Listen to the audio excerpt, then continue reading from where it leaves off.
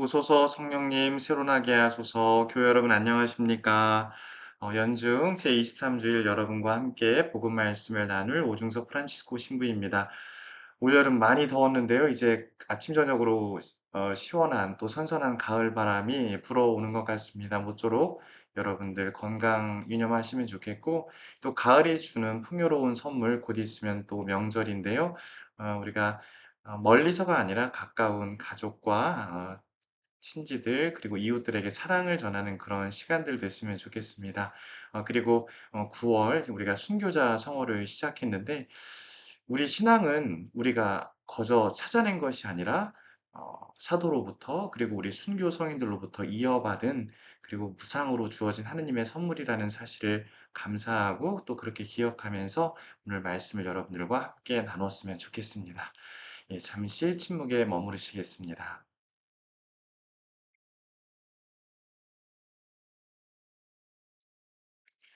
성부와 성자와 성령의 이름으로 아멘. 말씀은 바로 내 곁에 있고 내 입에 있고 내 마음에 있다. 주님, 성령의 빛으로 저희 눈을 여시어 주님의 길을 보게 하시고 저희 귀를 여시어 생명의 말씀을 듣게 하소서. 아멘. 성부와 성자와 성령의 이름으로 아멘. 오늘 여기 시작기도문에 보시면 눈을 열어주시고 또 귀를 열어주시고 이렇게 청하는 대목이 나오는데, 오늘 복음이 바로 그러한 내용입니다. 마르코복음 7장 31절에서 37절까지의 말씀입니다. 함께 읽어 가겠습니다. 그때 예수님께서 티로 지역을 떠나 시돈을 거쳐 데카폴리스 지역 한가운데를 가로질러 갈릴레아 호수로 돌아오셨다. 그러자 사람들이 귀먹고 말 더듬는 이를 예수님께 데리고 와서 그에게 손을 얹어 주십사고 청하였다. 예수님께서는 그를 군중에게서 따로 데리고 나가셔서 당신 손가락을 그의 두 귀에 넣으셨다가 침을 발라 그의 혀에 손을 대셨다. 그러고 나서 하늘을 우러러 한숨을 내쉬신 다음 그에게 에파타, 곧 열려라 하고 말씀하셨다. 그러자 곧바로 그의 귀가 열리고 묶인 혀가 풀려서 말을 제대로 하게 되었다. 예수님께서는 이 일을 아무에게도 말하지 말라고 그들에게 분부하셨다. 그러나 그렇게 분부하실수록 그들은 더욱더 널리 알렸다. 사람들은 더할 나위 없이 놀라서 말하였다. 저분이 하신 일은 모두 훌륭하다. 귀머건 이들은 듣게 하시고 말 못하는 이들은 말하게 하시는구나. 주님의 말씀입니다. 그리스도님 참미합니다. 네, 오늘 복음은 여러분들 익히 알고 계신 것처럼 진정한 회복과 치유회로의 부르심, 곧 에파타라고 하는 장면으로 이렇게 정점에 다다르게 됩니다. 예수님께서 복음에 보면 많은 병자들을 치료해 주시는데, 특별히 이 사진에 나와 있는 것처럼 그의 두 귀에 또 혀에 치유해 주시는 이 장면을 통해서 우리는 많은 것들을 동시에 함께 묵상해 볼 수가 있는데요. 어 복음에 나오는 한 사람의 치유 이야기가 아니라 이 치유 이야기가 우리 각자의 치유 이야기와 체험으로도 연결될 수 있고 또 연결되고 있다라는 그 사실을 함께 기억했으면 좋겠습니다. 한 구절씩 좀 보면요. 그때 예수님께서 티로 지역을 떠나 시돈을 거쳐 데카폴리스 지역 한가운데를 가로질러 가셨다. 이 데카폴리스 지역이라고 하는 것은 이방 지역이라는 뜻인데요. 헬라어로 10개 도시를 뜻합니다. 근데 이 뭐 이제 사진을 하나 더 보실 텐데, 예, 티로에서 시돈을 오늘 거치셨죠. 그리고 인제 갈릴레아 호숫가를 가시는데, 여기서 바로 가시는 것이 아니라 여기 나온 것처럼 데카폴리스 지역 한가운데를 가로질러 가십니다. 그러니까 좀 우회하신 거예요. 요즘에는 내비게이션도 그렇습니다만 우리가 빠른 길, 지름길 그리고 도로교통 이런 게 다 나와 있어서 가급적 시간을 허비하지 않고 굉장히 효율적인 이동을 하곤 하는데, 예수님께서 굉장히 많이 더 바쁘셨음에도 불구하고 상징적으로 그 이방인들, 하느님을 모르고 있는 사람들, 또 자기 중심에 빠져 사는 사람들, 그리고 하느님의 사랑을 체험하지 못했던 이들 그 가운데로 건너가신다, 질러가신다라는 것은 굉장히 의미가 있어 보입니다. 프란치스코 교황님께서 2020년 4월에 부활 성약 강론 때 하신 말씀입니다. 주님은 우리보다 앞서가십니다. 그분은 항상 우리보다 앞서가십니다. 그분이 사나 죽으나 우리보다 앞서 걸으시면 아는 것은 격려가 됩니다. 그러니까 서로 다른 종교인들이 모여 사는 곳이었는데 예수님께서 그들을 그곳으로 보내시면 거기서부터 다시 시작하라고 하십니다. 이게 무슨 뜻인가? 이 복음이라고 하는 것, 희망이라고 하는 것은 그냥 하느님을 잘 알고 믿고 따르는 사람들뿐만 아니라 그분을 모르는 이들, 그리고 모든 사람에게 전달되어야 한다는 것입니다. 제가 오늘 복음을 이렇게 데카폴리스라는 지역을 묵상해 보면서 이 교황님의 말씀이 떠올랐습니다.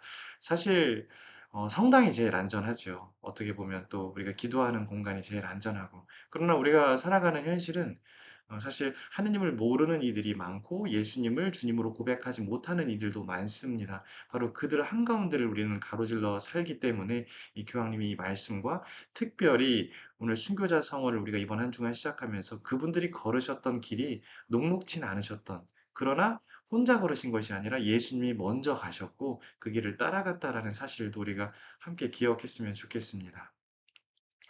사람들이 귀먹고 말 더듬는 이를 예수님께 데리고 와서 청합니다. 그리고 예수님은 당신 손가락을 그의 두 귀에 넣으셨다가 이제 침을 발라 그의 혀에 손을 대셨다. 7장 32절에서 33절의 말씀입니다.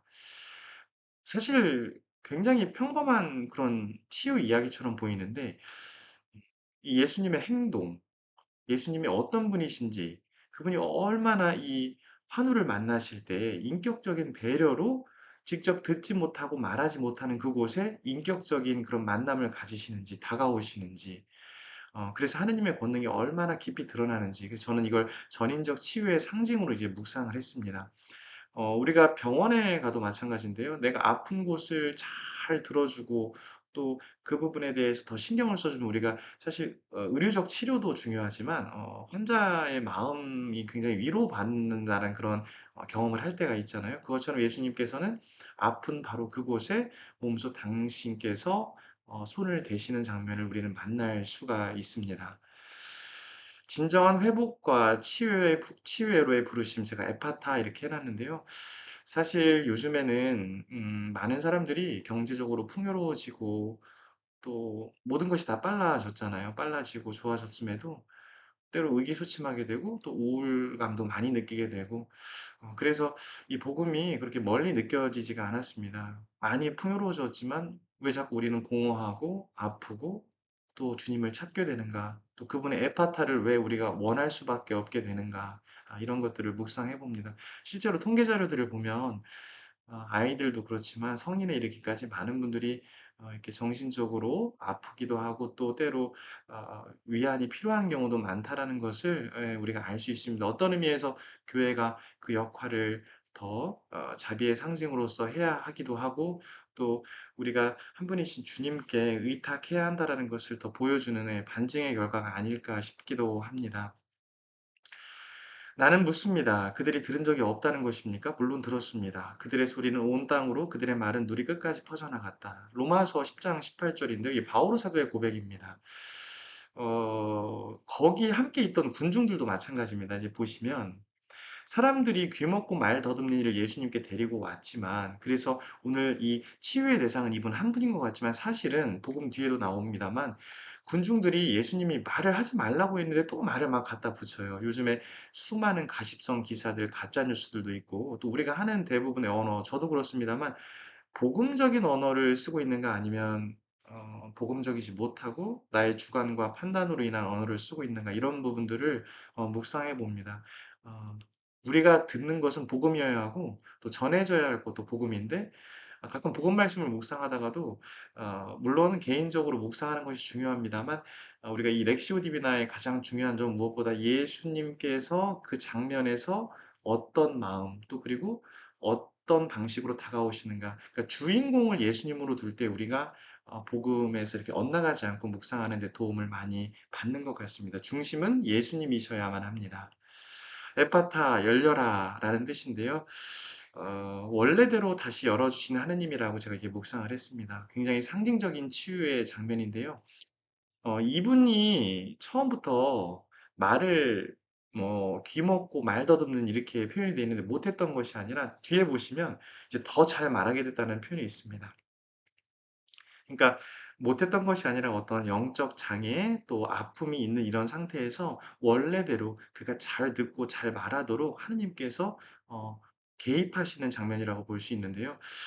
근데 "이제부터 말해라." 혹은 "이제부터 들어라." 이게 아니라 왜 "열려라."라고 하셨을까? 굉장히 큰 의미의 개방성이 있다라고 저는 생각이 들어요.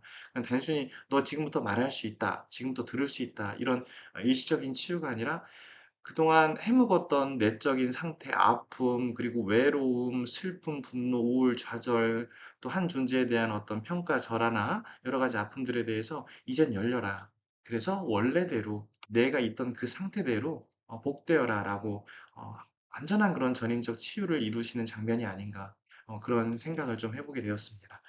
그러자 곧바로 그 얘기가 열렸고요. 묶인 여가 풀려서 말을 제대로 하게 됩니다. 아까 말씀드린 것처럼 예수님께서 이 한구령의 측면에서 메시아의 비밀이라고 하죠. 본인에 대해서 너무나 이제 잘못 전해지거나 이런 것들을 경계하시면서 조심하라고 하셨음에도 불구하고 그들은 더욱더 널리 알리게 됩니다. 사람들은 더할 나위 없어서 놀라서 말하였다. 그러니까 치유받은 이는 이제 말을 제대로 하게 되었음을 뜻하는데, 이는 영적 장애의 상태에서 진정으로 복음을 수용할 수 있는 준비가 되었음을 나타낸다. 힐라리우스가 이렇게 말을 합니다. 반대로 군중들은 오히려 제대로 말하는 것이 아니라 또 침묵하는 것이 아니라 자기들이 체험한 그것만 가지고 인제 말을 붙이게 되죠. 그래서 더욱더 알리지 말라고 하셨는데도 알리게 됩니다. 우리가 시의적절하게 잘 말할 때와 들어야 할 때가 있는데, 저 같은 경우에도 듣는 게 쪼금 이렇게 쉽지 않을 게 느껴질 때가 종종 많이 있습니다. 여러분들은 어떠신지 모르겠어요. 내 생각과 의견을 말하는 건 굉장히 당연한 권리라고 생각하지만, 또 타인의 어떤 소중한 의견이나 권리에 대해서 우리가 주목하고 있는가, 상대성이 있잖아요. 그런데 내 중심적인 어떤 사고와 판단으로 행동하지 않았는가. 그래서 주어진 말할 기회가 있을 장소에서는 말을 잘하지만, 정말 청중으로서 복음의 청중으로서 하느님 말씀을 듣고 이웃의 이야기를 들을 때에 정말 집중하고 있었는가, 할 때와 하지 않을 때를 구별을 잘 했는가, 이런 반성을 저 스스로 많이 하게 되었습니다. 기도문을 하나 갖고 왔어요. "우리를 치유하시는 주님, 저희가 당신 뜻에 늘 열려 있는 신앙인이 되도록, 세상의 정의와 평화를 위한 일에 늘 열려 있는 그런 신앙인이 되도록, 또 내 소리만 하는 것이 아니라 이웃의 행복과 아픔에 늘 열려 있는, 그렇게 공감할 수 있는 신앙인이 되도록, 그리고 제 자신의 솔직한 목소리에 늘 열려 있는 신앙인이 되도록 이끌어 주소서." 이렇게 어느 어 제가 기도문을 하나 가져왔습니다. 제가 쓴 것이 아니라 너무 기도문이 어울리고 좋아서 이렇게 다른 분의 묵상 기도문을 가져오게 되었습니다. "저분이 하신 일은 모두 훌륭하다." 예. 하느님이 하시는 일인데 당연히 훌륭하죠. 근데 예전에도 한번 말씀을 드렸나 모르겠는데, 이 신앙이라고 하는 게 나보다 나를 더 사랑하시고 나의 구원에 관심이 더 많으신 하느님께 나 자신을 맡겨 드리는 것 같다라는 생각이 들었습니다. 그러니까 제가 생각하는 어떤 선택의 여정에서 또 결과에 대해서 때로 후회도 있고 미래에 대한 기대도 있는데, 그 모든 과정에서 하느님의 섭리에 나를 맡긴다라고 하는 것이 어떤 자유의지 없이 그냥 기계적으로 산다는 것이 아니라, 늘 나보다 나의 구원과 또 나 자신에 대한 사랑이 더 크신 하나님께 나를 내어 맡길 때 정말 나의 모남과 이 부족함, 들리지 않음과 말하지 못함이라고 하는 그런 부분에 있어서 진정한 회복과 치유의 길에 우리가 들어설 수 있지 않을까, 그런 생각을 해 보게 됩니다. 어렸을 때 이제 배가 아프면 엄마가 이렇게 배에 손을 얹어 주시잖아요. 사실 과학적으로 합리적으로는 약을 먹는 게 더 빠를진 모르겠습니다만, 이 심리적인 위안이라고 할까요? 이거 굉장히 크게 다가오잖아요. 또 저도 그런 경험이 있는데요. 예수님께서 오늘 다가가신 그 모습, 환자를 치유하시는 모습에서 이 인격적인 터치와 만남이 그를 정말 소중한 존재로, 또 잊고 있었던 가치의 회복으로 이렇게 이끌어 주신 것이 아닐까. 따뜻함이 많이 느껴졌던 복음이고 또 희망을 갖게 된 복음이었습니다. 우리도 예수님께서 이렇게 어루만져 주고 계신다라는 사실을 잊지 않을 때 우리 신앙의 깊이가 더 깊어질 수 있고, 또 어려운 일이 찾아올 온다 할지라도 거기에서 희망을 우리가 가질 수 있지 않을까, 이런 생각을 해 보게 됩니다. 왜냐하면 예수님은 지금 모두에게 열려 계신 분이고 우리 모두에게 이렇게 한 사람 한 사람에게 다가오시기 때문입니다. 말씀 살아가기 두 가지 주제를 준비했는데, 예수님께서 귀먹고 말 더듬 얘기하셨듯이 누군가 나의 아픔에 깊이 공감해 주고 함께 해 주고 기도해 준 경험, 그런 체험이 있는지 한번 떠올려 봤으면 좋겠습니다. 많은 사람이 아니라 정말 한두 명이라도 정말 내 깊은 아픔에 공감하면서 기도해 주고 침묵해 주면서 곁에 있던 사람이 있다면 그걸 떠올려 보면서 또 예수님이 내 곁에 계시다는 것도 같이 묵상했으면 좋겠습니다. 제대로 말하고 제대로 듣는 거 어려운 일인데요. 나의 치유가 필요한 부분이 있다면 우리가 지금 이 말씀을 듣고 끝나는 것이 아니라 성당에 가셔서 성체 앞에 나아가신 다음 조용히 주님께 나 자신의 귀와 혀를 내어 드렸으면 좋겠습니다. 어 아까 "열려라."라고 하셨을 때 그냥 뭐 이제 "말할 수 있다. 넌 들을 수 있다. 들어라. 말해라." 이것이 아니라 열려라라고 하는 것은 하느님의 이 전인적 치유와 구원을 대하는 나의 개방적인 태도도 포함한다라는 것을 말씀드립니다. 내가 이렇게 아프다는 걸 내어 드리지 않으면 하느님께서 물론 치유하실 수 있지만 내가 진정 내어 드릴 때 거기서 완전한 치유가 시작되고 또 인정하게 되고 그러면서 주님께서 이끌어 주실 것이기 때문입니다. 네, 이번 한 주간 또 이번 순교자성을 한 달 잘 보내시면 좋겠고 우리가 물려받은 신앙도 그렇게 계속해서 인격적으로 이어져 왔듯이 우리 가정 안에서도 또 이웃들 안에서도 복음의 기쁨을 또 치유를 전하는 그런 우리가 되었으면 좋겠습니다. 성부와 성자와 성령의 이름으로 아멘. 말씀은 내 발의 등불이요 나의 길에 빛이 옵니다. 주님, 저희가 성경을 생명의 말씀으로 믿고 기도하며 살고 선포하게 하시어 언제나 성령 안에서 평화와 기쁨을 누리게 하소서. 우리 주 그리스도를 통하여 비나이다. 아멘.